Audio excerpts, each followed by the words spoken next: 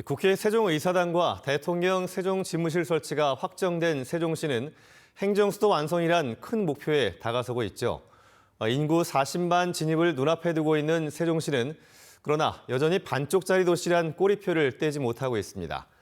늘어난 인구에 비해 일자리가 부족하고 도심 상권이 활성화되지 않다 보니 도시로서의 자족 기능이 부족한 것이 현실인데요. 김태욱 기자가 세종시의 당면 과제를 짚어봤습니다. 세종시는 지난 2012년 출범 이후 10년 만에 인구 40만 명 진입을 눈앞에 두고 있습니다. 국회 세종의사당과 대통령 세종집무실 설치가 확정되는 등 행정수도 완성에도 한 발짝 다가섰는데 장밋빛 청사진을 그리기는 아직 어렵습니다.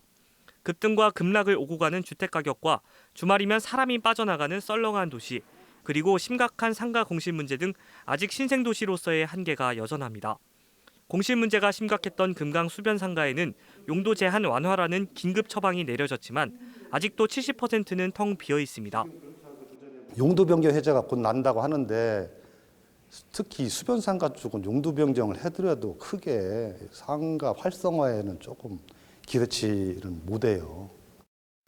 민선사기 세종시의 제2성장을 목표로 하는 최민호 세종시장은 대규모 산단 조성과 대기업 유치 등을 통해 자족 기능 확충을 위한 활로를 모색하고 있습니다. 대기업을 비롯한 우수한 기업을 유치함으로써 우리 다음 세대들이 여기에 자족 기능과 함께 일자리를 만들어내는데 가장 중점을 기울이고 있다라는 말씀을 드립니다.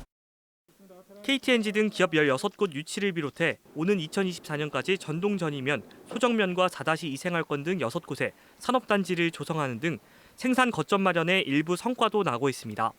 하지만 전문가들은 여전히 생산 기반 구축만으로는 제대로 된 의미의 도시 자족 기능을 갖추기 어렵다며 지역 내 생산과 소비가 더 활성화돼야 한다고 지적하고 있습니다.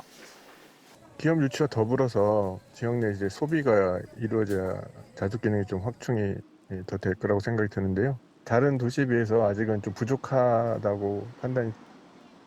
이를 위해 세종시로 이전하는 공공기관과 민간기업을 빈 상가에 입주시켜 공실 문제를 해결하는 등 도심 내 상업 기능과 유동인구를 활성화하려는 노력이 필요합니다.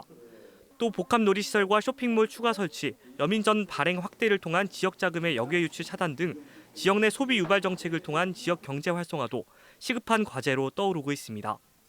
MBC 뉴스 김태욱입니다.